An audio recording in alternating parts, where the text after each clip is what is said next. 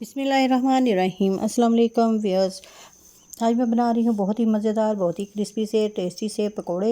आज मैं आपको बताऊँगी कि जो लच्छेदार पकोड़े हैं वो हम किस तरह से बनाएंगे तो हमारे पकोड़े जो हैं बहुत ही क्रिस्पी भी बनेंगे और हमारे जो पकोड़े हैं वो बहुत ही लच्छे वाले बनेंगे। तो फिर चलिए ये वीडियो को शुरू करते हैं। वीडियो शुरू करने से पहले काइंडली जो नहीं देखने वाले हैं प्लीज़ वो मेरे चैनल को ज़रूर सब्सक्राइब कर लें। तो फिर चलिए ये बिस्मिल्लाह करते हैं। बिस्मिल्लाहिर्रहमानिर्रहीम। 2 मैंने लिए हैं आलू, इनको मैंने पील ऑफ कर लिया है। आलू मैंने बड़े साइज़ के लिए हैं तो इनको अब मैं करूँगी ग्रेट करने के लिए मैंने इनको एक बाउल लिया है और इसके अंदर मैंने पानी जो है वो डाल लिया है। इसी पानी के अंदर मैं इनको ग्रेट करूँगी और इसको लंबाई के रुख जो है मैंने इनको जो है वो ग्रेट करना है। तो आप देख सकते हैं कि इनको किस तरह से मैंने जो ग्रेट किया है, लंबाई के रुख मैंने किया है। तो इनके जो लच्छे हैं वो माशाल्लाह से बहुत ही लंबे लंबे से बने हैं। अब इनको मैं एक प्लास्टिक का स्ट्रेनर लूँगी तो उसके अंदर मैं इनको निकाल लूँगी।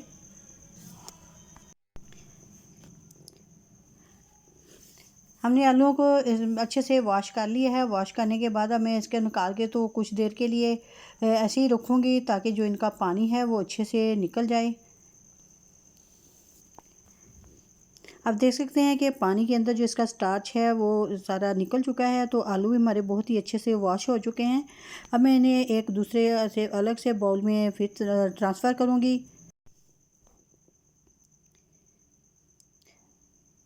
माशाल्लाह आप देख सकते हैं कि आलू जो हैं कितने अच्छे से वॉश हो चुके हैं। और अब मैं इनके अंदर ऐड करूँगी कॉर्नफ्लावर मैंने लिया है 4 टेबलस्पून कॉर्नफ्लावर गया है इसके अंदर और 4 टेबलस्पून ही इसके अंदर मैंने ऐड किया है बेसन।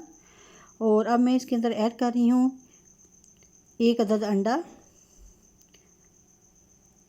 और अब मैं स्पाइसेस के ऐड करूँगी। स्पाइसेस में सबसे पहले मैं ऐड कर रही हूँ खुश्क कुटा हुआ धनिया हमने ऐड करना है। और इसके बाद जाएगा इसके अंदर मेथी खुश्क जाएगी, नमक, सुरख मिर्च पाउडर, हल्दी पाउडर। अब जो स्पाइसेस हैं वो अपने हिसाब से डाल सकते हैं, कम या ज़्यादा भी कर सकते हैं। 1 टेबलस्पून इसके अंदर ऐड की है मैंने कुटी हुई सब्ज़ मिर्चें। और काफ़ी सारा मैंने इसके अंदर ऐड किया है सब्ज़ धनिया। इन सारी चीज़ों को डालने के बाद हमने हाथों से साथ ही इनको अच्छे से मिक्स कर लेना है। हमने पानी जो है वो बिल्कुल ऐड नहीं करना इसके अंदर। बेसन और जो कॉर्नफ्लावर है हमने बहुत ज़्यादा नहीं ऐड करना। हमें जो आलू हैं वो इसके अंदर ज़्यादा चाहिए। बस इतने चाहिए कि ये अच्छे से बाइंड हो जाएं। बस इतना ही हमें इसके अंदर कॉर्नफ्लावर और जो बेसन है वो चाहिए। आप देख सकते हैं कि किस तरह का बैटर जो वो मैंने रेडी किया है। ये देखें इस तरह का हमने पकौड़ों का जो बैटर है वो रेडी करना है। अब मैं पकौड़ों को फ्राई करूँगी। फ्राई करने के लिए मैंने पैन के अंदर जो कुकिंग ऑयल था वो डाल के पहले रख दिया था। तो ऑयल जो है वो गर्म हो चुका है। तो अब मैं इसके अंदर जो पकौड़े हैं उनको ऐसे ही लंबाई के साथ वो डालती जाऊँगी। आप चाहें तो इनको गोल शेप भी दे सकते हैं, लेकिन अगर हम लंबाई में इस तरह से बनाएंगे तो ये बहुत ज़्यादा और क्रिस्पी बनेंगे। इस तरह से इनके लच्छे जो हैं वो भी बहुत ही अच्छे से परफेक्ट से बनेंगे। हमने उतने ही डालने हैं जितने आसानी से कुक हो जाएं इसके अंदर, क्योंकि हमने इनको जो है अगर ज़्यादा ऐड कर दिया तो फिर ये एक दूसरे के साथ चिपकेंगे। तो इसलिए मैं 2 पकौड़े ही इसके अंदर जो है वो डाल रही हूँ। आप देख सकते हैं कि लच्छे वाले जो है पकौड़े माशाल्लाह से कितने मज़ेदार से लग रहे हैं अभी से ही इसके अंदर।